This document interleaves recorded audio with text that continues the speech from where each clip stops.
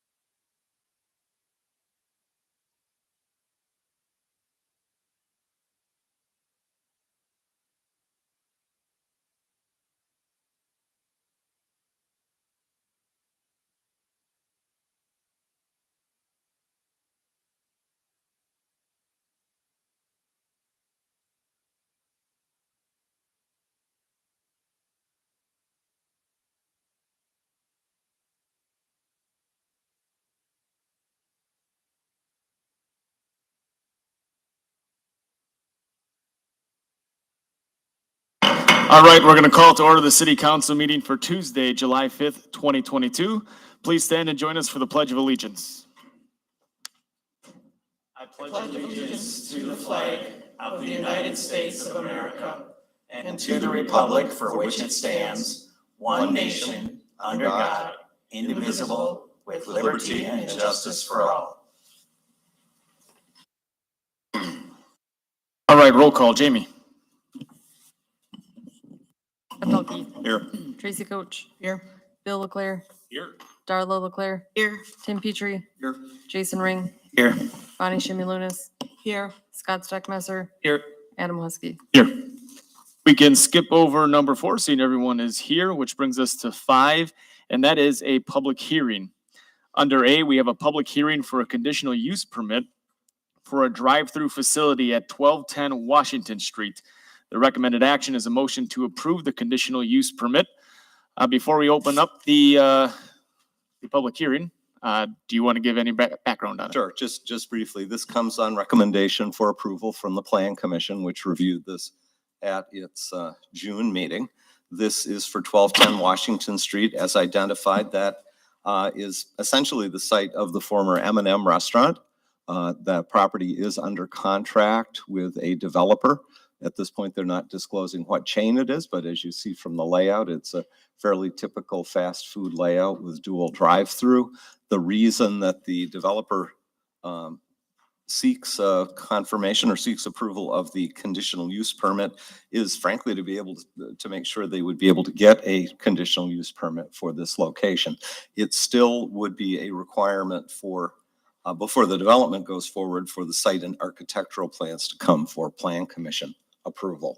So tonight, again, the conditional use is focused on the ability to have a drive-through facility as depicted in the plans and as described in the conditional use permit. If you need any further staff commentary on the layout as presented or on the proposed conditions, our Community Development Director and City Planner can offer comments on that. Okay, we'll open up the public hearing.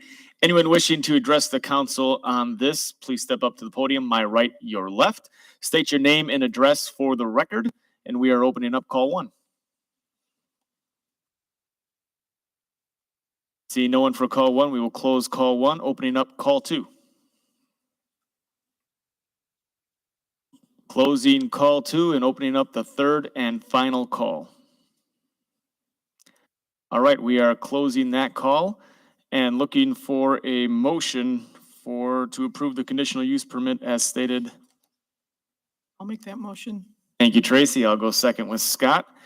Council discussion. The only real thing that we kind of changed here from standard was allowing the operation to go 24 hours and the one-way traffic, which Plan Commission thought would be best, especially with heavy traffic there on Washington Street, only allowing the drive-through to access Washington Street, not the people that are patronizing and dining in. They would have to exit off of 12th Street, which the developer didn't seem to really mind that at all. In fact, I think he kind of agreed that that would probably be an easier flow to things. So that was pretty constructive input for the developer. Yeah, so that's pretty much it. That changed for normal drive-throughs here. So you see in the plan that the developer likewise has a contract on the property to the west that's shown as phase 2. There was nothing submitted officially relative to phase 2, but there is the hope to sort of develop 2 pads there for convenience or fast food. Okay, seeing none, roll call vote. Jamie. Jeff Dahlke. Aye. Tracy Coach. Aye. Bill Leclerc. Aye. Darla Leclerc. Aye. Tim Petrie. Jason Ring. Aye. Bonnie Shimulunis. Aye. Scott Steckmesser. Aye. Adam Husky. Aye. Motion carries. All right, that brings us to 6, which is input from the public. Anyone wishing to address the council, please step up to the podium. My right, your left. State your name and address for the record. We do have a 3-minute limit. So we got someone up there ready. So we're going to put you right on the clock if you want to state your name and address. Greg Sheets, Casper, Wyoming. Colorado River is the first page you guys did for me here. And I just spoke at Colorado Springs and everything did go up on the big screen there, including the Great Lakes. So there's no way to get cargo ships on these water bodies, and it's a pretty shallow river pretty much. So they'd have to do a conventional drop to radiate the water. Tornado shelters, weapons being hidden. I don't know if you've heard about these FEMA camps they're building, but that's part of the ploy. And I don't know about anybody that knows anything about the military, but AK-47 is not our choice of weapon. I think it's AR-15, Chief, and M16 still, I don't know. And then anyways, also possible meth labs. And I don't know, when I was going to high school in the 70s, I could get anything I wanted. Speed, coke, heroin, it was right on campus. So it's killing kids, overdose, suicides. Then we got the Great Lake. Well, we got the ocean next. And all those yellow dots are offshore oil platforms. And there's a kill line. You can see the diagram up in the left-hand corner. They could clip those pipes all at once. And if they radiate the Great Lakes at the same time they do that ocean, we will not see any rain for centuries to decades. Then as well, the Great Lakes are on the bottom right there. You see that? The container ships. You do have cargo container ships on every lake with the Great Lakes. Michigan, Superior, Huron. Meth lab locations. I've been speaking about this, everything I've got documented with you people right now. I've been going through the FBI in Salt Lake City. They've been really good to me. They've treated me like a human being. I tried working with the FBI in California. They thought I was nuts. And I don't appreciate that because at least I'm giving it a try. Meth labs, these relay stations in the hills, that'd be East Coast, West Coast, a little bit of the northern line. But like I said, most of it's going to be in the tornado shelters on the Great Plains. And then they do have them out on those oil platforms. And being that the Gulf Ocean is a coastline of South America, that'd be easy access for the cocaine to be stored in heroin. And then federal transport is all trucking. The weapons are being filtered in through trucking. And like I said, stored on the offshore oil wells. And you got the kill line again.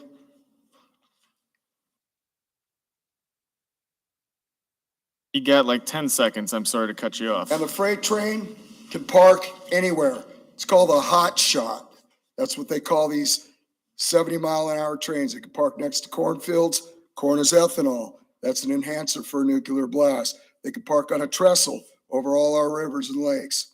Thank you for letting me speak. Yep, thank you very much. And this handout that I just passed out to everyone is from the gentleman that just spoke, so you're more than welcome to look that over.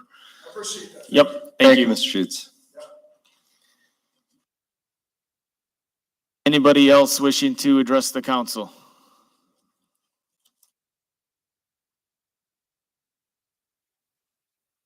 Dean LaRose, 1629 Hawthorne, better known as I-310. We have a speeding condition on Hawthorne Avenue between the hours of 5 and 8 in the morning and 3 and 6 at night. Just want to put that out there. I'm also an avid walker. I've made this complaint before. We have a city ordinance against bicycles on the sidewalks, adults on bicycles on the sidewalks. I was hoping maybe we could get some enforcement of that ordinance. I know all the businesses here on Washington Street have doors that open to the sidewalk. Bicycles riding by their doors is not a real wise idea. And bicycles coming up behind walkers saying, "Excuse me, where is the walker to go? Where is the safe place for the walker?"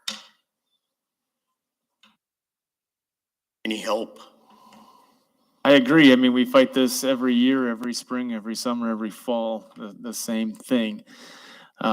We put out posts on Facebook. I know it's on the city website. It is an ordinance. And I guess the only way, I mean, we can really enforce it, and I can't speak for Assistant Chief who's with us tonight, But I mean, they would also, they'd have to come across it. I mean, we can't just write tickets based on complaints of saying this person did that and Did this you person did print that. a handout like you did on ATVs and UTVs and put that in people's bills?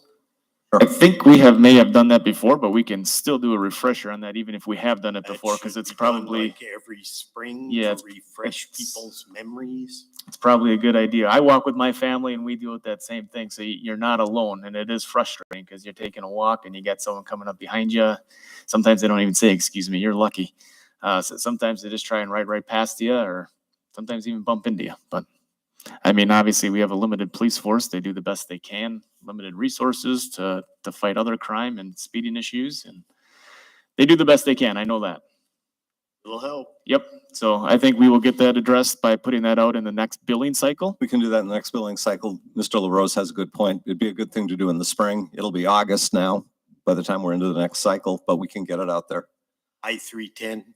And yeah, and on the other, I know I had a call from an email from a citizen within the last 2 weeks, and again, referred that to the police department. I'm not making light of it, but anytime you've got a state highway coming in to town, people tend to be driving too fast, and they certainly do that on Hawthorne coming in. They might continue doing it on 14th too, but certainly on Hawthorne, they do speed. And I know the PD is cognizant of that and has directed some enforcement activity there. I know one time, We are Greg, one of those.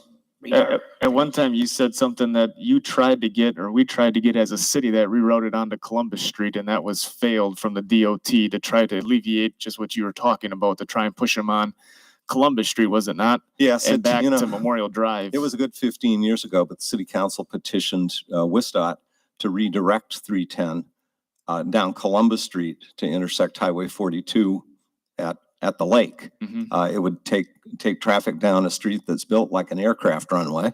It would still impact some residential areas, but again, the street's a straight shot, plenty wide. The DOT spent, I want to say, about $80,000 at the time doing a study and pretty much hosed the idea. It might be worth trying again, because there's a lot of things you could do then.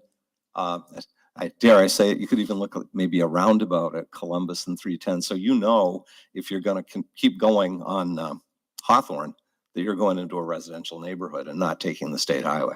And not 310, but if you rerouted that on 310 Columbus Street, that already is 35. So that would kind of Yep. keep speed going to where they want to go faster, because they believe it's still a highway. So they could take that road and leave the residential, kind of more residential, and go down to 25 there. So we can certainly petition that again. It's not a bad idea, but obviously understand that is out of our control because it is state highway. Assistant Chief Finer. That the last 2 weeks, we have been doing extra enforcement out on Hawthorne for not just your concerns, but other people's concerns. The president's right. We are limited with staff, so we are getting out there as much as possible. You have probably seen the sign out there too. We've had both the big sign and we also have a smaller sign that we move around. But to be frank, those are usually good for about 2 weeks, and then it's kind of like white noise. So that's why we're rotating that and moving it to all our hot spots, and we have brackets up in all those spots to keep moving that around. Thank you. Thanks, Ben.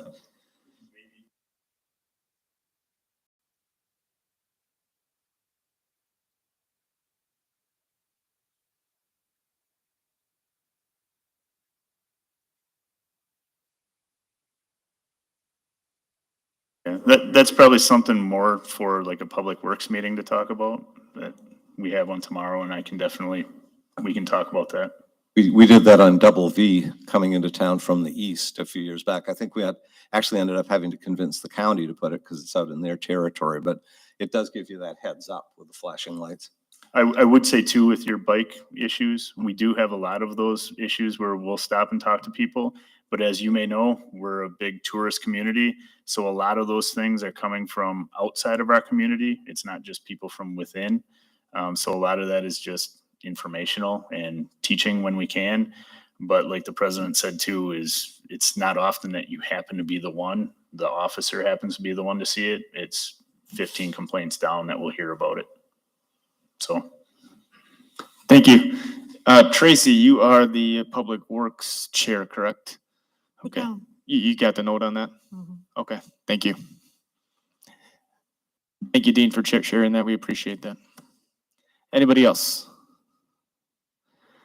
All right, seeing none, we will go to council communications. Any council member have letters or other communications from citizens they'd like to share at this time? I was talking to someone and, okay, I know this is a hard problem, but, there's a certain motel in town and it does not improve. And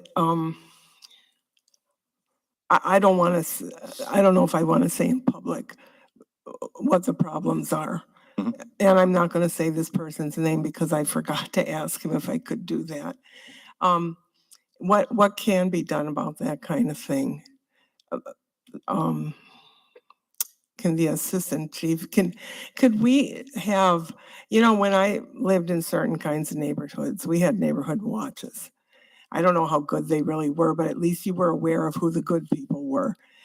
And this isn't just that hotel, that motel. Even when I've collected signatures, I had people say there's a drug house over there, there's one over there. Isn't there something that can be done? Well, we have improved our ordinances quite a bit. I know we've worked with Elizabeth and we've done painstakingly. You guys have approved those and we do have those chronic nuisance properties. It has not reached that level. In fact, they've actually abided with, for the most part, all of the things that we've set forth for them to do. So they haven't gotten to the point of a chronic nuisance. That doesn't necessarily change the fact that it's maybe never going to be a superb property that you speak of. And again, I'm not naming names, but I can guess. But again, as long as they're falling in line with all the things that are set forth in the ordinance and they're not continually violating, there's not a whole lot that we can do there. I guess it would depend on the specifics. And then I would urge who you're talking to that if there are violations that we're not aware of, that those are reported to us so we can address them. Okay. Bonnie, and also maybe addressing your concerns directly to the assistant chief or the police chief with the details of that instead of, because you don't want to bring it out in public, obviously, like you're not doing, but that's something that maybe you can buzz to them in an email tonight or tomorrow and have them maybe look further into it. I know that with some of the past properties, it was junk and it was, debris and things falling apart on certain buildings, and those things were addressed. As far as illegal activity, those are definitely things that we're interested in because those can also fall under that chronic nuisance, and we're definitely interested in that. We're constantly looking at different ordinances and things we can adjust. Yeah, thank you. Anything else, Bonnie? No. Okay. Anybody else have anything they'd like to share? Jeff? I had several of them again. Several comments I got from the ATV, UTV people in support, and I had two that were against, but one of them actually had a point and he wanted me to specify this, that whenever it's approached to council, it's always stated that, well, they're not supposed to be on the roads, which that's neither here nor there. But then he brought up the golf carts too. We don't have a golf cart in town or a golf course in town, so I can see his point, So that was just one thing that was brought up with that in specifics. Another one was somebody asked me if I knew anything about garbage stickers going up to $3. Greg, you may want to address that one. No, there's not been any discussion in recent years of an increase in stickers. We look at it each year at Finance Committee, Personnel and Finance, and at the Utilities Committee. There may be an increase needed in the future, but honestly, ever since the COVID pandemic, we've seen a boost in sticker sales and the resulting revenue. I think because more people are eating at home, and if you're getting carry out, I was half joke, you can't squash down those styrofoam containers. They bounce back at you. But there is not presently the need for an adjustment in the sticker fee, and it's not under consideration at a staff level or a committee level. That's what I told him. I said, as far as I know, there was nothing, but I said, being on Personnel Finance, it would have came across, but Right. Said I would address it just to make And- sure in case there was something that we didn't know. Yeah, if there comes a point where, and we're hearing from our trash hauler that their costs are going up, mostly due to fuel. If we have to confront that, we would talk about either the fixed fee, the environmental fee on the utility bills, or the sticker fee, but there's nothing in the cards on that at present. Thanks for bringing that up. Another one that was brought up to me, I was following up on the comment that somebody had made a little while ago about, who's gonna pay for the water and stuff at the park. And in that conversation, they want to know, no, there's gonna be cost overruns, construction materials and the whole process is probably gonna be about 20% more. They wanted to know, is the city gonna pick that up, or is there gonna be 20% more added to what the donations need to be? So I don't know, Greg or Scott, you want to address that one? Because you're on the committee. Right now, we're pursuing fundraising based on a project budget that, you're right, only had a 10% contingency built in. We'll be bringing that whole issue to council in August. Do we go, first asking for authorization to go out to bid? And then when we get bids in, taking a good hard look at it. We've also already discussed, not with the design committee yet, but with the designer, what are some things that we may have to put on hold as elements of the project. But I wouldn't rule out making an ask for additional city funding commitment. Maybe it's a little bit more on the donations and city side. I don't know. That'd be a council call. Because in the environment we're in, odds are just about every project we do is going to face that sort of thing. Right, because that was their concern. Did anybody think about cost overruns that they're going to be now with everything going up so much? But I told them I would address. There was one other one I also had when I was out for lunch. Somebody was talking to me about, an older couple came up and approached me and they wanted to know about televising the city council meetings. And I said, well, we're thinking about it and working on it. And then in more and more we had in conversation and they said, well, even if there's 50 people in town that use it, well, it might be worth it. And then we were thinking, and we were talking about the pickleball court. And then they also said, there might only be 50 people that use that pickleball court, and we're going to stick over $100,000 into that for 50 people. So, they had a good point. If you look at it that way, you're spending 100 plus on 50 people, where you could be spending that for information, which is equally as important as recreation. It is, but we're not cutting the information off. You can Can I still get it Ask a into, question. I thought somebody made a donation to that pickleball court to pay for some of There that. was a donation A to cover private the person. design fees, about Design. $4,500. We're working, in fact, we got a meeting with park staff and engineering staff this week to talk about rebidding it. But yeah, the estimated cost from TIF, I forget, TIF number 7 or 8, the old high school TIF, is $150,000. okay, so that also clears that up because that's TIF money versus money coming out of our actual physical budget. But understand, it's not as if we're taking away the information altogether. You just have to find it in other ways, other means such as Facebook or YouTube or coming live to the meeting, where we do encourage people to get outside and get the exercise and use our parks. And what comes with using our parks is obviously update and maintenance. And that's something that we have to make sure we continue to take care of. It'd be nice to keep it on TV, but in my opinion, not at the cost that it's at. I think the cost just outweighs it way too much. But to emphasize their point too, they said a lot of the people that need it don't have YouTube, don't have Facebook. They're basically your older generation. Right. So it's kind of, I told them I'd bring it up. And that, They had valid point. yeah, and that They issue do. will be up for a vote by the council 2 weeks from tonight, your next That's what I agenda. said. Yeah, on the 18th. 2 weeks from last night. As I said, when we talked about it last meeting, I felt the same way with some of the older people that it's kind of tough on them because that's what they're used to. They're used to their TV, not having to go to an iPad. They may not even have an iPad. Right. But how do we adjust sending that cost to everybody else in the city? What was the projected cost? Wasn't it like, there was a fee every month plus, I I'm sorry, I forget what it believe it was. was 30. 28,000 was good for 3 28. years, and then after that, it was $800 a month. Right, there was sort of an installment basis where for 5,700 down and whatever you just said, about $700 a month, we could do it. But that's another expense. And you're right, there's an audience that probably that's their only option, watching it on Spectrum. Televised now for how? Gosh, a couple of months easily. I've heard from 2 citizens through our office. I think I've heard from one personally, but that's been it. And I hear from the same handful every week, so. I've heard from 1 or 2, but then when I explain the cost, they're like, oh, that's not worth it. So. And the people that have mentioned they couldn't watch it on cable or watching it on YouTube that have talked to me. So I think people are finding another way. And as was mentioned the last meeting, we've seen a lot of other public bodies that have gone the same way. The school board meetings are no longer on cable. Help me out, Jamie. It was Kewaunee that ceased doing it, or Algoma. Kewaunee to our north. I honestly don't know about Manitowoc if they still go out over cable or not. Find out. Add that.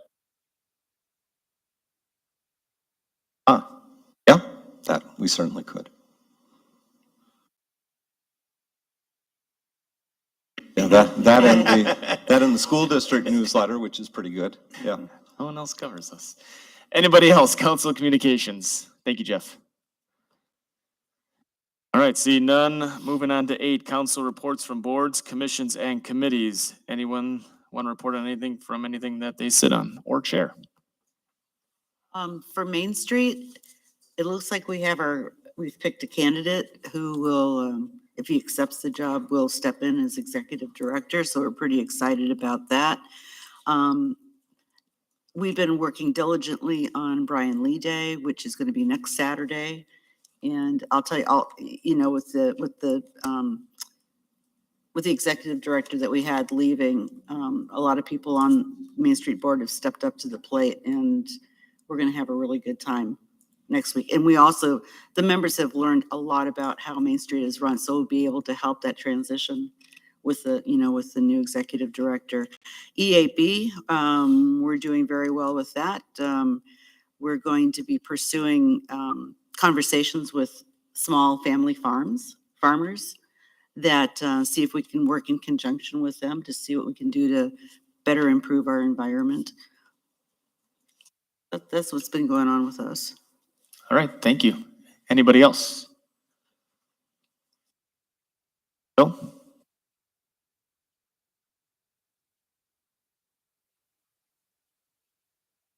Commission. Decided to go on the path of creating a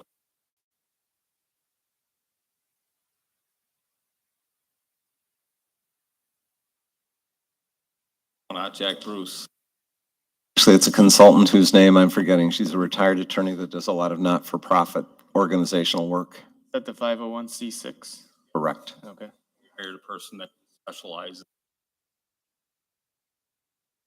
is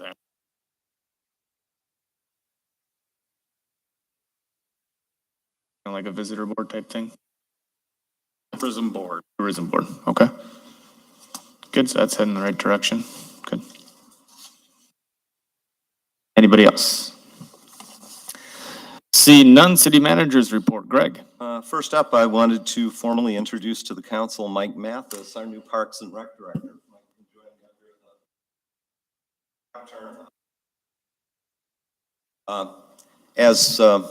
First of all, we're very glad to have Mike on board. He comes to us having most recently been the director of Tollgate Farm, which is a Michigan State University extension property in Novi in the Detroit suburbs. If I recall, 160-acre farm that's an ecological, environmental education center, ag education, operates the largest 4-H day camp for kids in Michigan. And we heard a lot of things during the interview process and during our reference checks about his collaborative approach at Tollgate, especially during COVID, and basically continuing to pursue new activities, new ways to get people into the facility. We want to stick to our traditional Parks and Rec services delivery, but clearly the city is the keeper of a lot of our major tourism and quality of life resources, whether it's the beach, our trails, our river trails. And honestly, we do a lot of good collaboration now, but I think both internally with other departments like the library, externally with groups like Woodland Dunes and the Arboretum and others, there are a lot of opportunities there to build, not just on our traditional rec programs, but upgrading our parks and getting more into areas of environmental education and outdoor sports, which are very popular. Mike has prior experience with the Toledo Metro Park system and has both undergraduate and graduate degrees in ecology and curriculum development from University of Toledo. So we're happy to welcome him and his family here to the community, and he's arrived right at our busy season. So I'll let Mike introduce himself, and then each of you can greet him. Hello, everyone. Thanks for having me tonight. It's been a pleasure to get to know this town and the team over the Parks Department in the city so far. I've got to give a shout out to the library team over there. Been super welcoming to my family as we've come into the town and moving from Michigan. I have a 4-year-old son and an 18-month-old daughter. And of course, my wife and I came all the way from Michigan. So it's been really kind of an easy transition in a lot of ways because this community has been so welcoming. But very excited for the great collaborative approach that seems to go about here in this town and all the exciting activities and really the amazing, like, best in the Midwest, really, natural amenities we have in this town. So it's a pleasure. I'm approaching this with a lot of gratitude. Ready to pull up my sleeves along, everybody, and get to work. So thank you. Very good. If you want to extend a hand of welcome.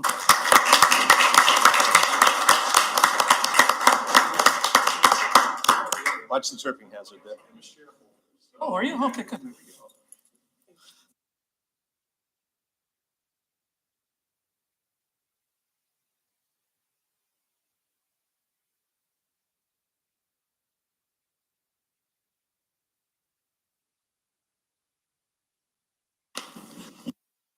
Mike will be joining me for Be My Guest on WOMT Radio tomorrow morning at 8:30. So if any of you call in anonymously, they have caller ID.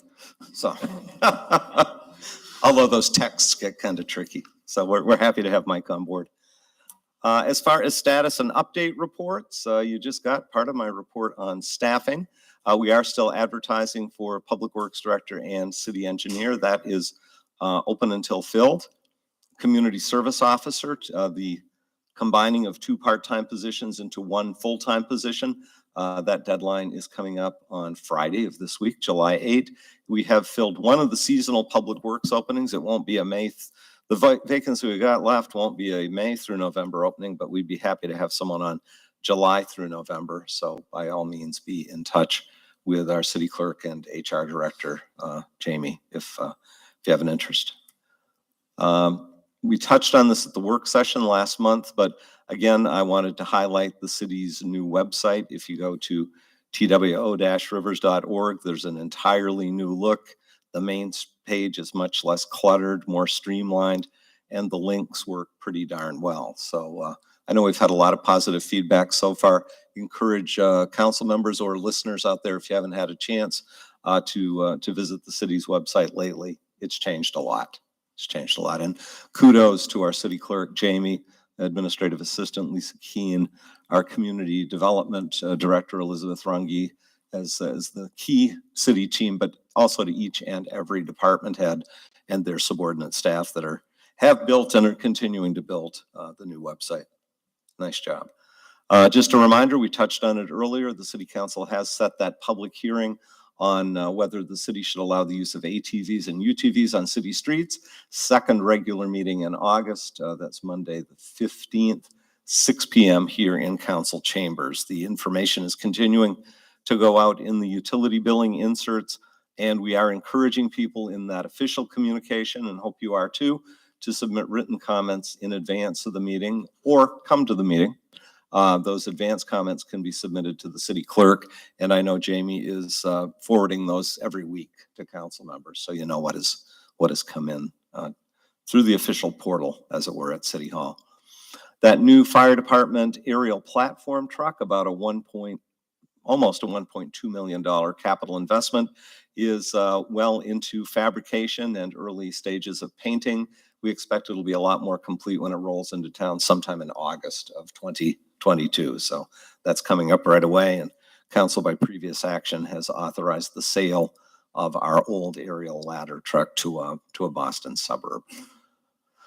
17th Street, still a little light on the details for that reconstruction project, but we do expect the contractor will start installing new sanitary sewer laterals to the existing and recently lined sanitary sewer main within the next 2 weeks. That shouldn't be real disruptive to traffic. That mostly will be done from the main, working out to the properties.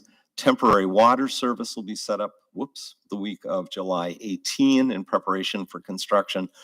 And the heavy-duty installation of underground utilities that will require roadway closure and ripping up the road should commence in late July. But that said, if I understand right from Mr. McDonald's report today, we are still awaiting confirmation that the contractor absolutely, positively has all materials on site, so we can get this done once it gets started. Leicester Public Library, again, awesome job with the summer reading program, oceans of possibilities. Over 500 people of all ages are signed up. And if you haven't had a chance to check out the decor over at the library, the staff has really outdone themselves. And it doesn't just look pretty, it's a highly popular program. They do a great job over at our Leicester Library. Will there still be a big wrap-up event outside if the weather permits at the end of summer? Cool, that's always, food involved? Well, it's still a great event. You can probably bring your own food. When they have food, it's good. I read too. I miss having hot dogs at the library. It's a lot of fun. Central Park West 365. This past week, we did receive a $5,000 donation from Lakeside Foods. Donations and pledges at this point total just over $608,000. That's over 75% of that goal of $800,000 based on the original project budget. So we're going to keep on keeping on this one, but we are at the 75% of goal mark, and that's pretty impressive, if I do say so.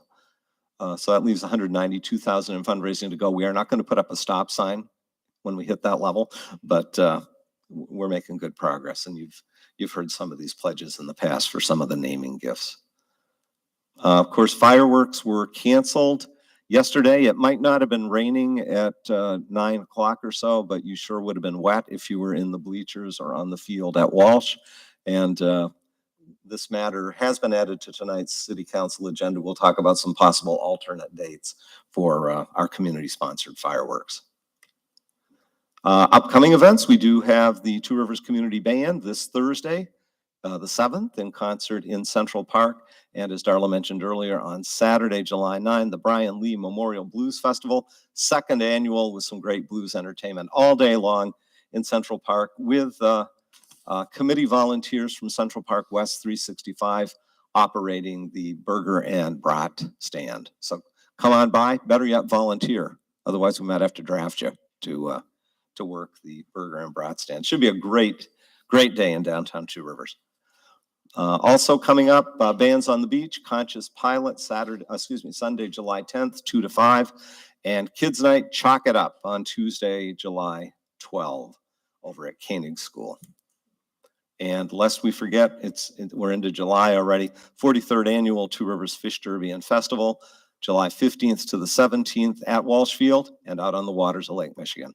For this and more complete and up-to-date information on all things Two Rivers, go to exploretworivers.com. And that's my short and sweet report for tonight. Thanks. That was really good. Moved it. Good job. Wow, Yeah. we moved that All along right. like Yeah. snappity Those snap. people that worry about going to bed before the city manager gets done talking. Okay. Rest assured. The meat of the order is coming up now, guys. Yep, meat of the order. All right, going to the consent agenda. Under A, we have a presentation of minutes. We have the city council meeting for June 20th, 2022. We also have the city council work session meeting of June 27th, 2022. The recommended action is a motion to waive reading and adopt the minutes. Under B, minutes of meetings, we have 1, the recommended action is a motion to receive and file. Under C, finance reports for May of 2022, we have 4. The recommended action is a motion to receive and file. Under D, applications and petitions, we have an application for a temporary Class B license from Rotary Club Up Two Rivers for bands on the beach at Neshoto Park Rotary Pavilion. That is for July 10th, July 31st, August 6th, August 14th, August 21, and August 27 of 2022. The recommended action is a motion to approve the applications and authorize issuance of the licenses. Under 2, we have an application for an operator license recommended for denial by Police Chief for Robert A. Wardle. Recommended action, motion to deny the application based on recommendation of the Police Chief. The recommended action for the consent agenda, motion to approve the consent agenda with the various actions recommended. I'm looking for a motion. So moved. Thank you, Darla. Do I have a second? Thank you, Tracy. Any council discussion? See none, all in favor? Anyone opposed? Got a question. Oh, you had a question. I'm sorry, I didn't see your hand go up. Sorry, Jeff, go ahead. Oh, I just wanted to know, the reason for the denial. I don't like denying somebody anything without any, There was some hefty stuff in our packet that went along with that. yeah, I didn't get to see that. Yeah, I don't want to really, it's right here, at page 76. I don't want to go into detail, but it is there. Public record, but we usually keep those fairly low key. Right. All right, that was enough all I needed to see. Good. All right, we'll do another all in favor because I kind of blew his hand somehow. All in favor? Aye. Anyone opposed? Perfect. Thank you. Under 11, we have city council formal items. Under A resolution for wastewater treatment facility compliance maintenance annual report. Recommended action, motion to waive reading and adopt the resolution. Greg, you want to walk us into this? Yes, this is an annual report card on wastewater treatment plant performance, which is prepared by our superintendent and staff at the plant. Needs to be presented to council. It already has been presented at Utilities Committee. And Dave Casebeer, our superintendent, is here. Dave can come on up and walk you through the highlights of this report. Again, wastewater report, pretty important when it comes to protecting our Lake Michigan water resources. And we've made a lot of investment in our plant and operations. And overall, there's a few curves that Mother Nature and the age of our infrastructure throws our way. But I will preface it by saying Dave and his crew do a heck of a good job operating the facility down there. We finished up the year, our last year, we've been in the same position the last 2 years now. What the report looks at is what's coming into the plant. It'll look at our effluent quality, our sludge handling, our staffing, our operator certification, the financials, and the collection system as a whole. So it pretty much takes the whole scope of the plant and the operation, condenses it into one format, and gives you a grade average. With the exception of the influent, the water coming into the plant, we were perfect. We scored no points, and that's where we want to be. Our effluent, we had last year, we were over designed for hydraulic design. That would be about 3.07 million gallons a day. We had 3 months, July, August, and September, that we were over. So we scored 6 points there. The strength of the waste is a measure of the BOD coming into the plant. We've been battling this for about 3 years. We know where it's coming from, and we need to be addressing it a little bit more. And we're going to work with the company that's doing that. They've tried some things on their own. It improved a little bit, but it's not enough. So we'll be addressing that in the future here. There, we had 11 months that we were over designed for BOD. And we ended up scoring 52 points there. So that gave us an F score just for that section. And that's where we ended up last year too. So nothing really changed, which in wastewater is not a bad thing. In past years, we were getting hit on our influent because we're exceeding hydraulic capacity quite often. Yeah, the 2 years before that, it was, too much water coming in. With high lake levels, high groundwater levels, Yeah. old pipes that leak in. This more recently related to one local food processing business that's adding a lot of BOD loading. God bless them. They've done a lot of good things with their business, but that seems to point to some pre-treatment activity that needs to Yeah. step up. And we take it out before we get to our secondary system. So it doesn't have a very big impact on our effluent quality. I can make that case with the DNR, but, I don't know if they'll go with that or not. But we need to address that regardless, and I think that'll be coming in the near future. What comes out of the plan is just fine, but the DNR would like to see what comes in cleaner Yeah, than I mean, we the do have a recent new year. permit coming up in December. I've got conditional approval on it as of this point, so that's all looking pretty good.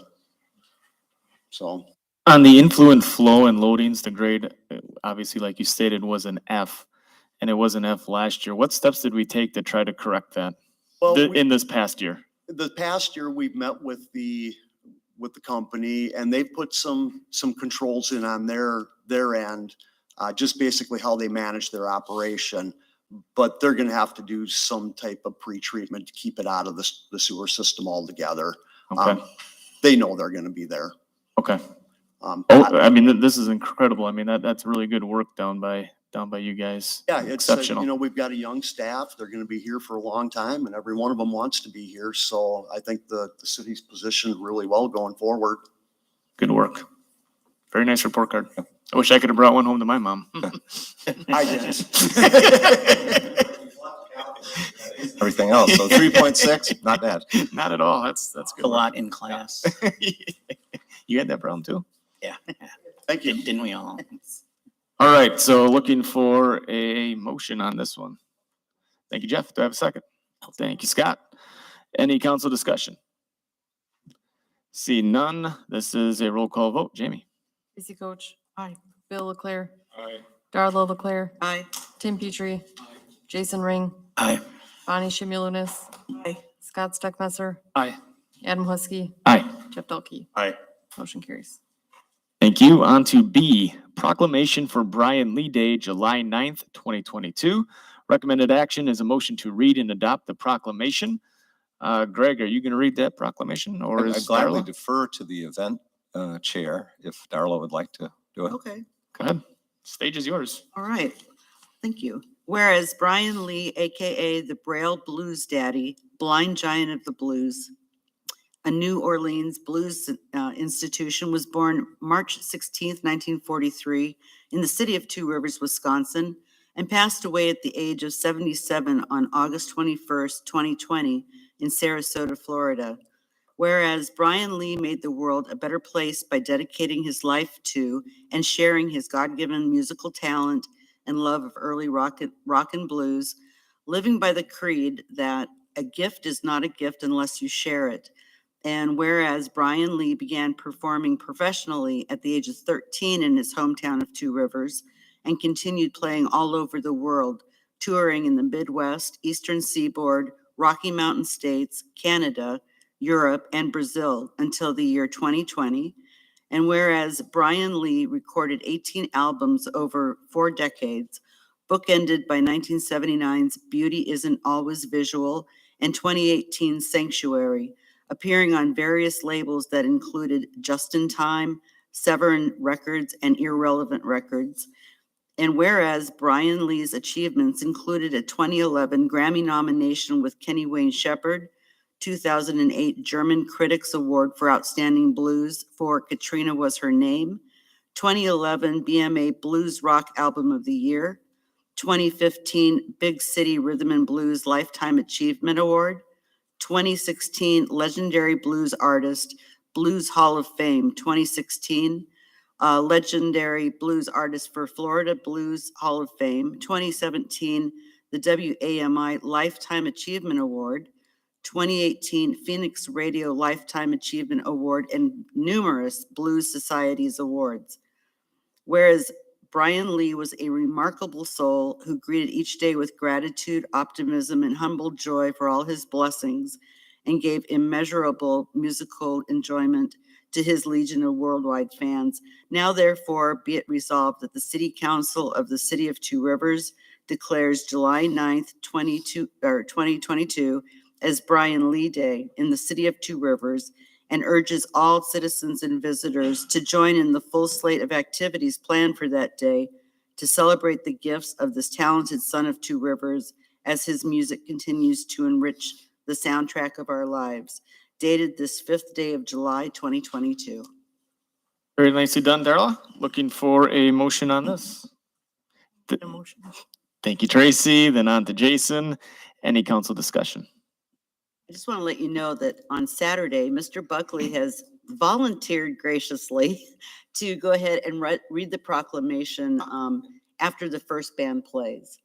And 5 copies of the proclamation, after we sign them, will be given to the family so that they have a keepsake from this year. It was a great event last year. We've heard nothing but rave reviews. So if you missed it, like I did, I was out of town, be there, be downtown, check it out. Very good. Any other council discussion? See none, all in favor? Aye. Anyone opposed? Good, thank you very much. On to C, ordinance amending Title 8, Chapter 3, Section 3 of the Municipal Code to modify liability insurance requirements for businesses renting bicycles, e-bikes, electric scooters, or electric personal mobility devices. The recommended action is a motion to waive reading and adopt the ordinance, and we'll send it back to Greg. Okay, I'll give you some comments related to both this item C and the next item D.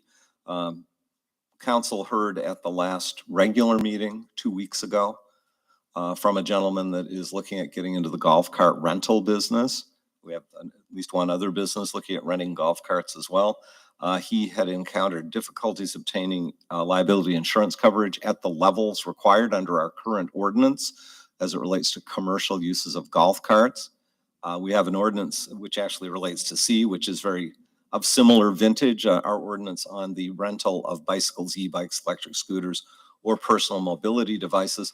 The council's direction at the work session last week, after hearing this input from the gentleman who again was at the work session last week, was that staff take a look at our various ordinances that carry with them liability insurance requirements to see if there were other proposed changes in addition to what is proposed and is in front of you tonight with regard to rental or commercial uses of golf carts.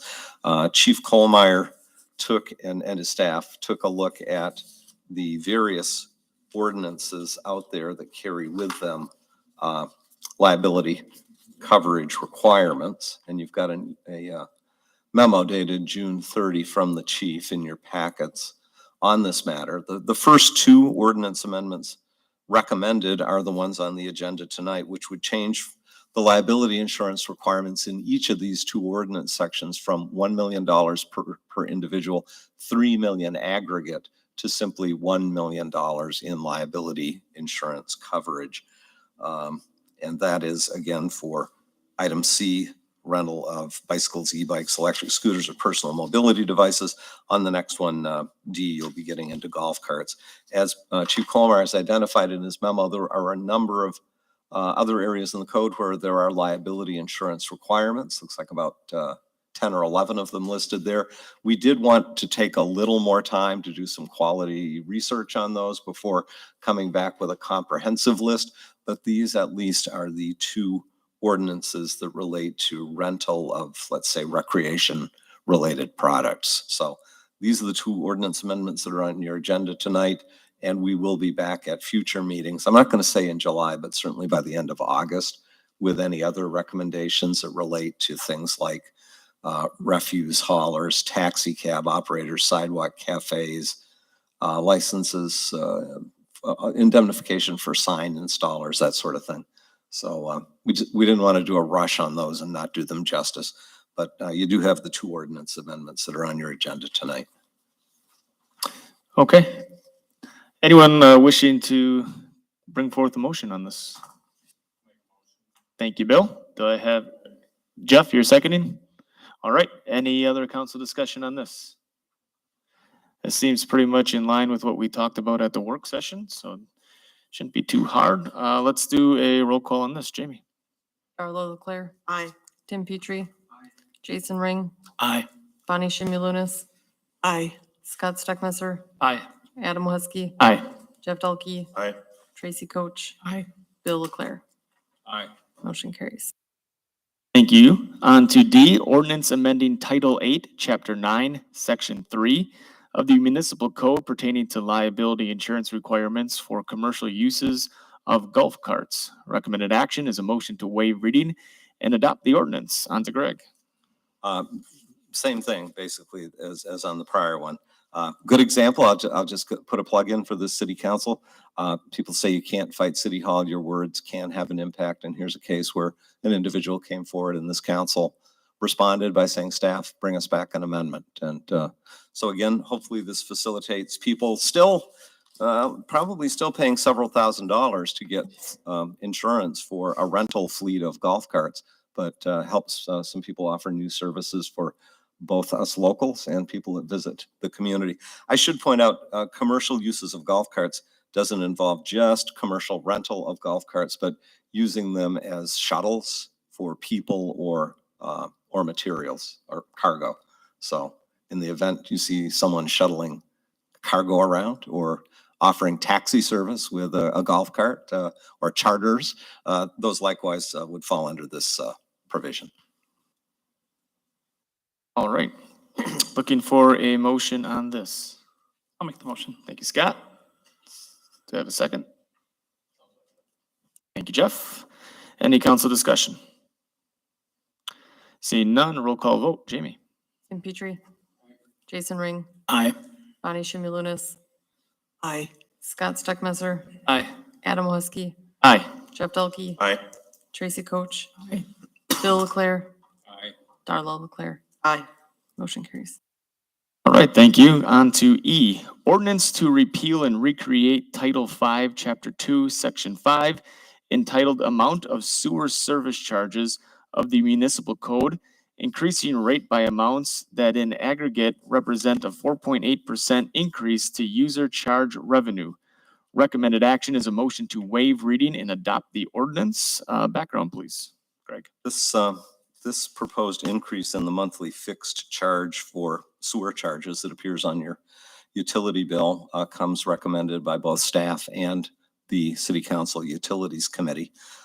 When the city embarked several years ago on some pretty ambitious capital plans at the wastewater plant, including upgrading the head end of the works, the screw press that was recently announced by council, it was identified that there would be the need for annual rate increases on the order of 4%.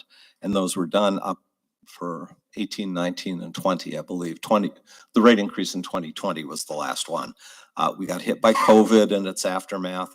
The city held off on increases. We've continued to make the capital investments at the plant, including the most recent borrowing that was approved for the screw press replacement. That's the press that dewaters the sludge at the end of the treatment process. So in order to pay the bills and meet the coverage requirements to do borrowing through the state's clean water program, a rate adjustment is needed. This increase would add $2 to the monthly fixed charge for the average home or for any home in town or business, from $15 per month to $17. Then there's a provision in the ordinance for additional, what's the term here? Additional units.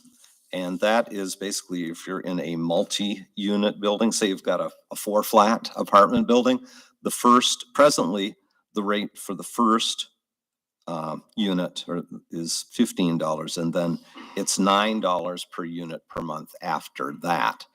Now, so in this instance, the fixed charge goes up $2, and the proposed increase in that additional unit charge is the same percentage that a $2 lift on 15 is, I think, about 13%. So it would take that additional living unit charge from $9 per month to $10.20 per month. And that equates to about a 4.8% increase in revenues for the utility, which on an annualized basis is about $135,000. Sewer utility is about a $2.8 million annual budget. So not happy news to deliver, but something that both staff and our utilities committee think is important given the council's role as stewards for the major investment that we've got in those facilities and that operation. Wasn't Ross and customer service gonna look into something about shut-offs? Winter shut-offs and how many people pulled their meters, that turned out to be a very minimal number. Ross reported it back at utilities, but as to whether we would continue to do the sewer charge for people that pull their meters in the winter, it was very minimal and not seen as having much of an impact. I'm sorry, I don't remember the number, but seems it was under 50. Okay. Yeah. And what about bringing down one of our other, like, what is it, under our ponds? Stormwater utility. Stormwater utility. We did discuss that at the committee, but I think the best I can say is the thought was that utility's in good shape. It's got the ability to do revenue borrowing, and the desire was to leave that in place. Hopefully that means it's longer before there's another increase. Well, there's never been an increase in that utility since we created it, but there was not generally support for that. We also did discuss, although timing I think was an issue, there could be some additional revenues derived if the city stopped doing the summer sewer averaging, where your bills, I'm going to get it wrong, your bills for the months of April through October, I believe, are predicated on your winter water usage. So if you're using water to water your garden or your yard in the summertime, that's not reflected on average in your rate. The thought was that may be worth looking at, but in fairness, it would be best to give people time to adapt to that and put in sprinkling meters if they wanted, or deduct meters, which would take some time and some money for the ratepayers. Okay, we're looking for a motion on this one. Anyone want to serve that up? So moved. Darla, second by Bonnie. Council discussion. Jeff? Why is it that apartment unit doesn't have to pay exactly the same as each housing unit would have to? I mean, they flush equally as a number of times. In all honesty, Jeff, and we discussed this briefly at committee, I think they could be required to do just that. I think they should, because that would Yeah. offset everything else for the rest of the, Yeah. or a good chunk of the homeowners. You know, if I'm a single family homeowner, why am I paying $15 a month where the say a 2-unit next door is paying a little bit less than that? They might be, doesn't have anything to do with how much sewage you're putting into the system. I think that should get looked at. It's not even in fairness to the people living there, because one's paying 15, one's paying 9. Is that correct, the numbers? 15 and 9? 15 and 9 presently. 15 and 9. Yeah. So you got one person that just by default is paying 15 and the other one's paying 9. You could have 2 apartment buildings side by side. One has a single water meter, and water's part of the rent and sewer's part of the rent. So it's 15 plus 9 times however many additional units there are. If you have, like a lot of our newer apartment buildings, say a 12-unit building with individual water meters, each of those units is paying $15 a month for their fixed charge. So I don't want to keep pushing this off, but I mean, I would like to see what the costs of that are, because that would be probably a pretty significant savings when you're looking at $6 times how many multifamily units and apartments that we have here. And there are quite a few. And we talk about rental properties all the time. And there's quite an abundance of them that are probably getting a pretty smoking deal. Between that and the shutoffs, I mean, we could either bring this rate down further or maybe even avoid it for the time being. I know I got some people over here that want to talk, so I'll go to Tim first.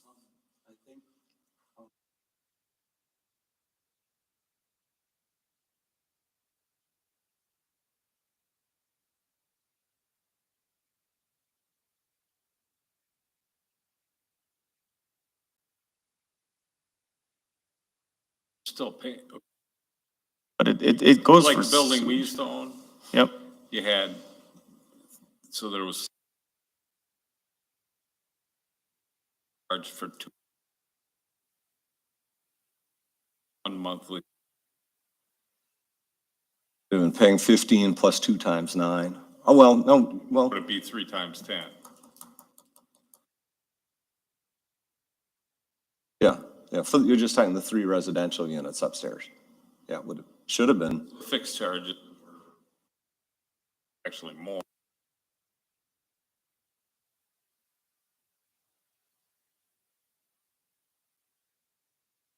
On water meter. If you're gonna, There- to your point. There's not a, about is there a sewage meter? There's not a sewage meter. I didn't think so. Oh, it's not, it's based off. of Water, right. So the building itself, everybody in the building's gonna be paying the, same fee as the rest. They're not getting a smoke. And a little bit off from they're actually paying more for the unit, for the. Well, wouldn't that go to the ratepayer? Wouldn't that be assessed to the ratepayer who gets the bill? So if I'm renting an apartment, that utilities would be in my name. It's up to the guy who owns the building. He can, like, divided the cost of water on water bill. Right, but there's Yes. people that have individual too. Yes, they had electric bill. No, I know, but there's apartments where they charge them their own utilities. Right, if they have a meter, Right. then that's different. You had 3 units. Okay, I know where you're going with that now. Got it. Actually, the building's paying more. Yes. Yep, But it's gotcha. paying the same for the weight as everybody else.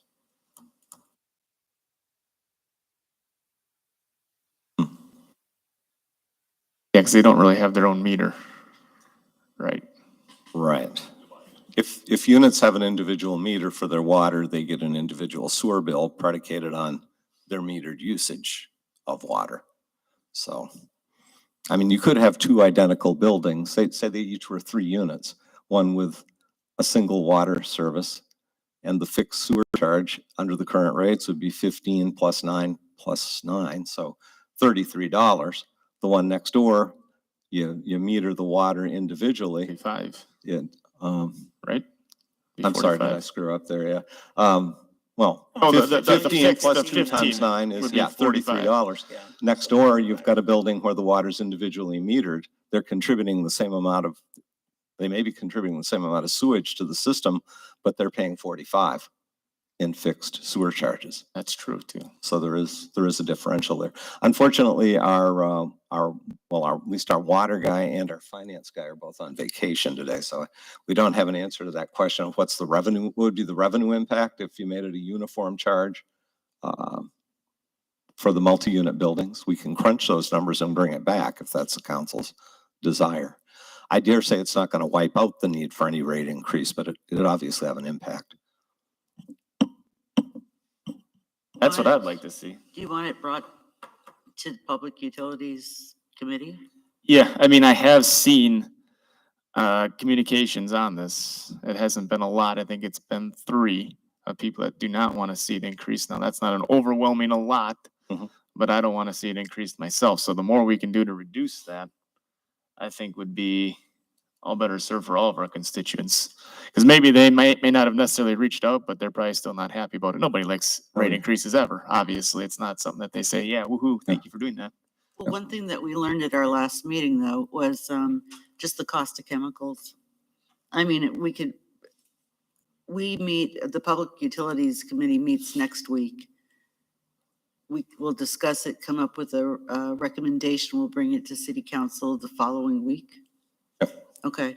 Why don't we do that? The The following 18th. Monday. I'll push. Will We that can- give staff enough time with them being on vacation? We'll do this our week? level best. I can't promise, but we'll do our best. Okay, and then, the other thing too is that one thing we were presented with, and it really kind of made it a big impact, was just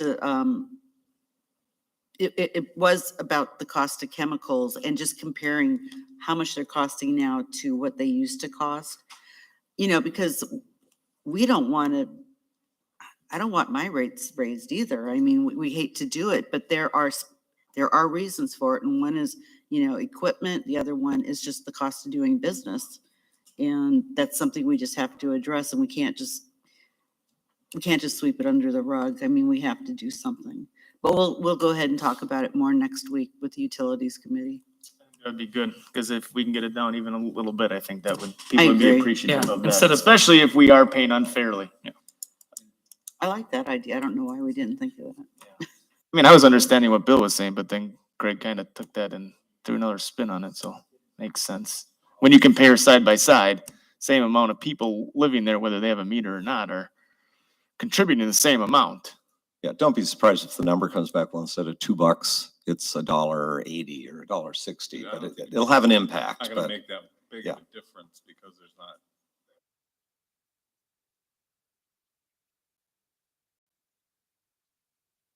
That was quite a list though that we had. Wasn't it our last Mhm. regular city council meeting and there was those, Errors that were There was being the errors that corrected were on the corrected. multifamilies. Yeah. that was quite a few. Between that and shut-offs, I mean, we Yeah. can still do something with that. I mean, maybe it's under 50, Yeah. but every little bit helps. Okay, we'll bring it, if we bring it back next time, we'll try to still do it with the intent of whatever the change is, making it effective August 1, so we can start building those revenues in August 1st. I'll have to get to Jeff and then we'll have to make a motion in order to do that because we do have one on the floor. Jeff? Oh, Bonnie, you said a while ago, like, how many rental units were, the percentage of the city was rental, wasn't it like 33%? Remember, it was a while back, you had a number on how many rental units were actually in the city of the population. Was it about 30. a third? Yes, according to 2010 census. Right, that's what I thought. But And now back to the fixed cost. I mean, your fixed cost is for everybody, correct? Yeah, Okay, but- so if you have I'm just using easy numbers here. So you have a $10 wanna make fixed sure that- charge for everybody. So you go to an eightplex and they have their $10 fixed charge plus whatever the smaller amount is for the rest of them. So in theory, that should be $80, not less. I don't care if they have one Correct. meter or not. Yeah. It should be per apartment. And even duplex is the same thing. You know, Yeah. I don't understand why we have a lesser fixed rate for an apartment building just because it's an apartment building and you have one water main coming in. Like, no big deal. I agree. I agree. We need to amend that and send it back.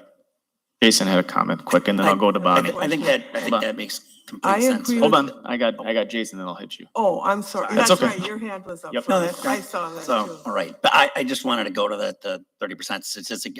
That's assuming the rentals are mostly multifamily or multi-unit.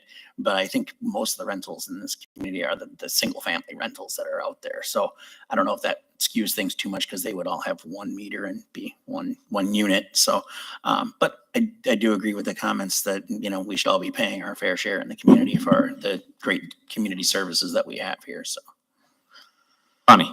Well, I agree with you that units should pay separately, but I don't know if Brian can answer the, oh, you're electric. I always think he's in water. I'm sorry. Don't mix the Do you two. think part of it is because they don't have meters going to each apartment?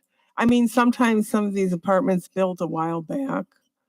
I don't know. I'm just asking the question. I don't know Yeah, why that may have else been you would. part of the rationale. What? That may have been part of the rationale. Yeah. We do try to recover in part in our sewer rate, the sewer utilities pro rata cost of metering, because face it, that utility relies on the infrastructure and labor that's built into the water utility. Dave can better explain how that charge hits the sewer utility. But what I'm hearing tonight, if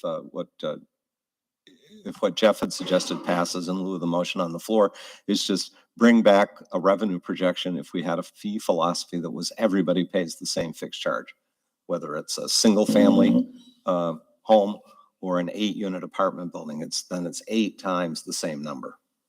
Okay.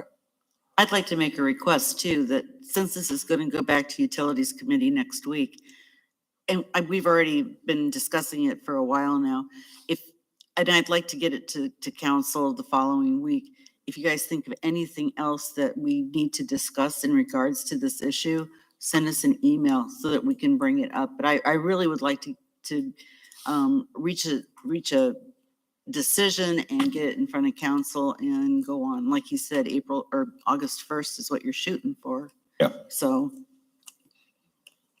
Okay, so do we have a motion to send this back to the Utilities Committee to look into going $15 each unit?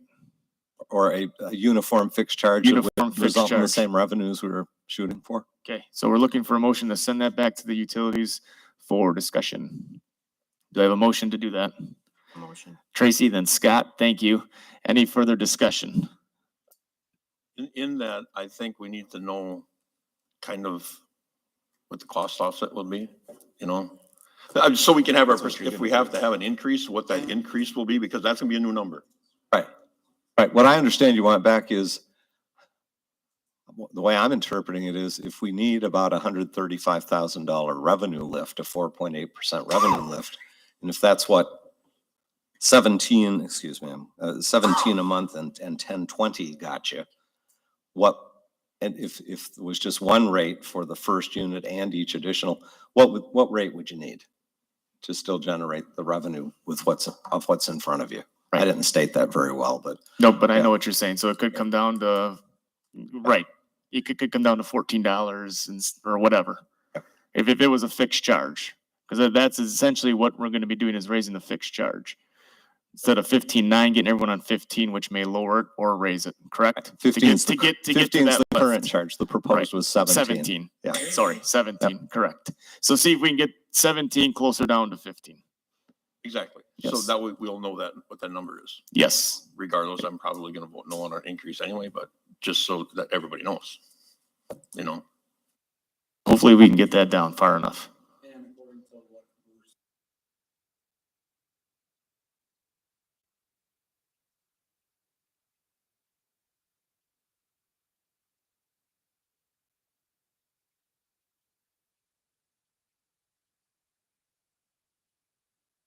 We will be back. We will be back. All right, Jamie, roll call vote. Jason Ring. Aye. Oh, to send it back. Yeah, aye. Bonnie Shimulis. Aye. Scott Steckmeister. Aye. Adam Mohiskey. Aye. Jeff Delkey. Aye. Tracy Coach. Aye. Bill Leclerc. Darla Leclerc. Aye. Tim Petrie. Motion carries. All right, on to F, consider dates for rescheduling community-sponsored fireworks canceled on July 4th. Recommended action is council discretion. Greg, do you have some dates? Sure. And, excuse me, our rec director may want to chime in on this as well, because there has been some discussion since yesterday. First off, thanks to everybody that makes 4th of July happen around here. The community-sponsored fireworks are just that, with donations that support a $10,000 fireworks show. The amount of planning that goes in from our emergency services people in police and fire. The rec department yesterday put out a wonderful thank you for all that goes into that. What do we have for options? Well, in talking with Jay Pluckelman from Spielbauer yesterday, he reported to Parks and Rec staff they could be available on Saturday, the 23rd of this month, which would be Saturday night of Snowfest weekend.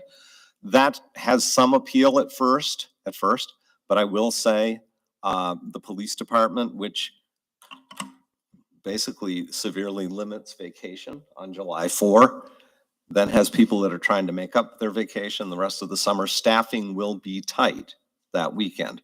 We've already got a major festival. I will say the festival organizers are absolutely fine with the idea of fireworks on Saturday night. They think it would fit well with their activities.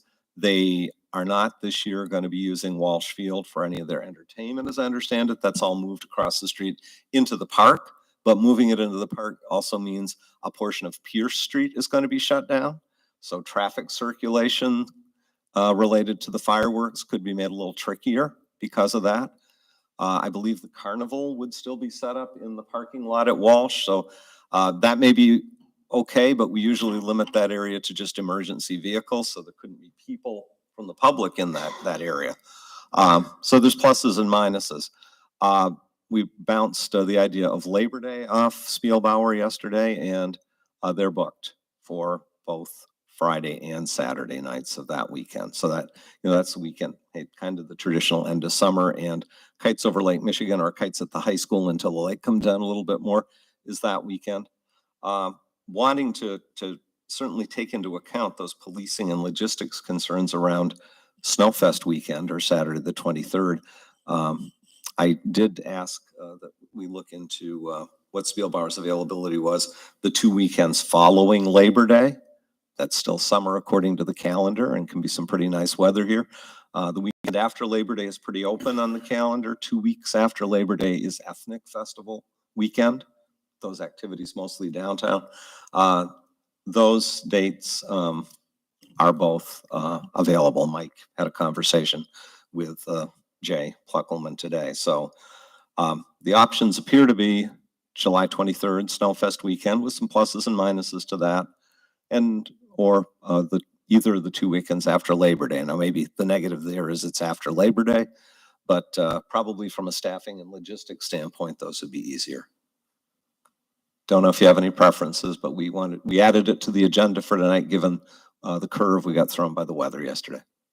I think we ought to be careful in choosing one festival over the other. And I think that's where part of my concern came, that we're not favoring one festival because we got several coming up. You got Brian Lee Day, you got Roger Street, you got the Fish Derby, who sets up in Walshfield, obviously, so that's really not an option. You got Snowfest and you got Kites. Those are just to my knowledge. I don't know, I may miss someone, but I would hate for us to pick one of those over somebody else. To me, that just looks like we may be tipping the boat one way or the other, in my opinion. Mhm. And I would rather see it on a weekend maybe where there's not something like that going on. Ethnic Fest actually would probably be, I kind of like that, but it's another festival, I guess, but it's more of a Main Street city organized festival versus choosing a private festival to kind of spark them. I kind of like the idea of Snowfest because, well, we would be setting the fireworks off over at Walsh Field, and the Snowfest is already down in that area. Whereas, let's say, take Brian Lee. Brian Lee is downtown, and it just seems like it would be nicer to have the fireworks closer to whatever's happening at the time. Question here is, do they have to be let off in Walsh Field? Or could we go to the end of a pier or something a little bit different, so we can see it from other places? We do have experience with fireworks for Kite Festival from the New Beach area, I think near the South Pier, or North Pier, excuse me. We didn't go on the North Pier. We'd have to pursue that with Corps of Engineers to see if they'd allow it. Then your fall zone would extend over the channel. I think you'd have to prohibit boat traffic during the show. So that has some broader implications, but South Beach has been used. I don't know that that show had shells, because the fall zone gets bigger the larger the shells you're using. That inquiry could be made. If you're ever going to try to experiment with doing our big fireworks show, other than at Walsh Field, God forbid, break tradition, but it would probably be good to try it in a year when it's not on the 4th, I guess is what I'm trying to say. So that's a real big maybe, council member, maybe. Yeah, and I believe the ground show is a big part of the Walsh Field Oh, okay. event. Yeah. And Right. if you were to move that to the beach or somewhere else, you take away the Correct. ground element of it, which I know is pretty cool to a lot of Okay. people. Very good point. What about the other ball diamond? It should be plenty big. The Neshoto Ball Diamond? What? Neshoto Ball Diamond? Is that what you're asking? Depends, I guess, probably what weekend. Because if it's a Snowfest weekend, you'd be right into their territory, even tighter. Snowfest weekend, that's sure. I don't recall, but it seems the fall zone is, well, It's a couple 100 feet. yeah, I was gonna say approaching 300. Here's a man with an answer. I was just gonna add for Snowfest, if you weren't already aware, just to remind everybody, now Snowfest is completely over in Neshoto Park. So it's encompassing all of that. And Pierce has been shut down, so there's gonna be food trucks all the way down Pierce. All the events and vendors along that route, so there's no way that would take place during Snowfest.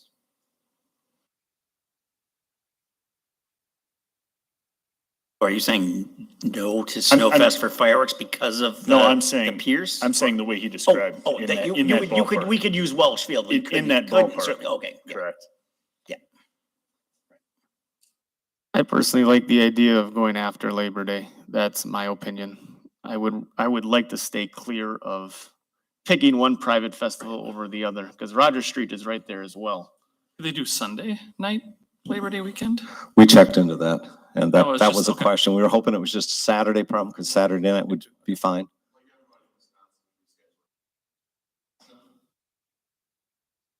The police department's big concerns with the Snowfest weekend was, like Greg had mentioned, Okay. not just staffing.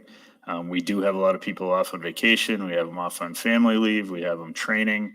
We also have 5 that we still don't currently have fully trained and on their own. So we are very limited and strapped with an already big event. So that is a staffing issue concern that I have. In addition to the 7th Street construction issues that we have going on, Pierce Street now being closed off, which we usually use for kind of that extra parking for an already busy beach time. So now you're also going to add in a Saturday, which when it's nice out is extremely busy for a beach and fireworks alone. But now you add on Snowfest. And in a great world where we have all the staffing in the world and all the resources and everything is picture perfect, maybe that's great, but I don't think this is the year for that. In September, and again, I'm reaching, and I don't know if Parks and Rec could do it or if there's anyone out there. It'd be really wonderful if it could be one of those weekends. Maybe you book a band down at the beach, extend the schedule, make it an end of summer event, kind of a bookend. We've done that a couple years on that, I'll call it odd weekend between Labor Day and Ethnic Festival. And face it, September oftentimes is our best weather at the beach. Things have warmed up. The only problem is everybody's gone home. Well, from a tourism standpoint, I often get a little frustrated on days when there are so much going on in our community and we add another event to a weekend that's already full of events. If we can spread out events and add new events into some of those shoulder weekends, it really becomes a driver of more people to the community. So I guess my thought would be to take a weekend where we don't have a lot going on right now and add this to that. As much as I hate waiting so long to enjoy these fireworks, I'm an impatient guy, but I think it would really prove to add another significant event to the community. I think we can make that a nice weekend. Food trucks, band. I think it could turn out pretty nice. Jeff? What if we just don't have them this year and double up next year? Kind of expect it on the 4th of July anyway, so if we don't have it, they're really not expecting it the rest of the year. We can just double up next year. Yes, you'd have to check with Spielbauer on us renting space probably for our product that we already paid for. And then you'd probably want to ask your sponsors as well. I mean, it's a thought. I think I'd rather have you blow them up this year. That's me. Just imagine if people know they're gonna be double next year, town will be packed. Do we know when Manitowoc's rescheduling theirs for? No, the last I knew last night, they were still saying yet to be determined. Okay, and could we then maybe coordinate with them so that we don't do them Avoid on that the- yeah, weekend. that The we last try and I avoid saw, doubling they up. just said to be determined for an upcoming Yeah. weekend. I will, as we speak, I will check the mayor's Facebook page and Okay. see if anything has come from. So let's There. try to get something, I guess, out of here. Go ahead. I guess the only other thing that I'd like to add is maybe moving forward based on this. I know in the past we had one other time where it was just held the next day. But I think we should have maybe an extra day just held, whatever we agree on, maybe that's what we hold from now on, where if the 4th doesn't work, maybe it's Labor Day. So we already have that day in place and I agree. is kind of fitting for the city and something that everybody would expect. Because then we can keep that block too from a staffing standpoint to make sure that we can still satisfy that. This year might be a good year to kind of tippy toe into something in September and see how that works out. Maybe it works out well and that could be a good second date. And Yeah, I like the idea of having an end of summer thing. Where you said you have another band there, line it up with food trucks, Give it a shot. launch some fireworks off and call it summer. It's not a lot of time to plan. Then again, it's less than prime time. So at that point, you could maybe possibly try the pier or the New Beach area and see. if council wants to leave that to staff to see if we can. Yes. The one thing I will say though, at Walsh, if most of the people gather at Walsh, you've got the ability with speaker system already there to give kudos to the sponsors in a way that would be harder at the beach. Of course, there's other ways to give that recognition through social media and what have you. And going back to Jason's point, the ground displays, whether it's the big American flag at the end or the concussion bombs, the ones that reverberate in your chest cavity that I think are wicked cool. There are less of the ground effects this year because I thought they couldn't get the flag and some of that other stuff. I honestly I don't thought know. I heard that. I don't know. I could be wrong, but I thought that some of that stuff was unavailable.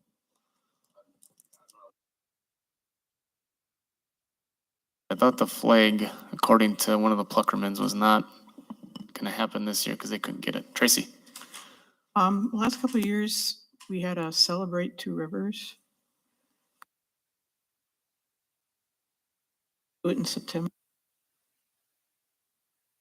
We could kind of mimic it, I guess. We could, we had pretty much decided to drop it this year, but whether that's the theme or it's, we're getting deep into this, deep into details, council, whether it's that or it's, come down and celebrate end of summer at the beach. Let's come back with a recommendation. Let's recommend that staff take a look at something in September and just bring it back before us with maybe some of the details. Can we do that? It doesn't have to be today, tomorrow. I guess it doesn't if you're looking as far as September, but I mean, let's come up with a date and let's come up with the ideas behind it. If So- staff can do that. Yeah, so if you want to direct a Well, date, yep. we'll lock that date in. And I would certainly encourage, then let's turn it loose to Parks and Rec and let staff take them- care of let this. them So I plan would it, just I'll say, take maybe care we of it. should hand it off to Park and Rec and the police department and let them decide. Yes, I put it on tonight because it was an interest, but if you want to set an alternate date, I would say, please do that and then turn it over to the people that are here Let the 5 ex- days a Let week, the experts I take don't care know. of Thank the you. process. Yeah, with all due respect. Absolutely. we should probably check. Yeah, I think we go back and check with Spielbauer. I would say if we can do the 10th as a backup, maybe 17th.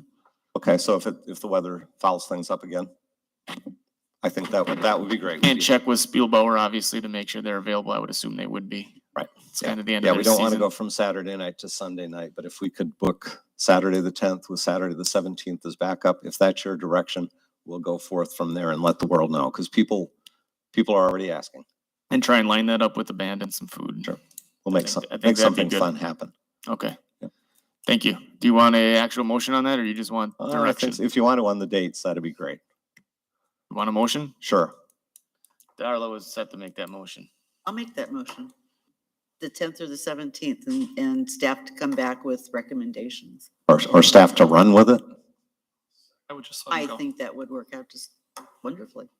We've been back on water and on sewer rates. I'd rather not have the fire. I'm sorry, but give us a date. Let staff run with it if Okay. that's okay with you. Run with it, but come back for information only or in the city Information, yes, manager's as opposed report, to seeking please. further- So that we know ahead of time. Thank you. Any council discussion beyond what we did? That's perfect. All in favor? Aye. Aye. Any opposed? I'm 3 minutes late for information only. You have to leave? Oh. Close enough. Change the clock.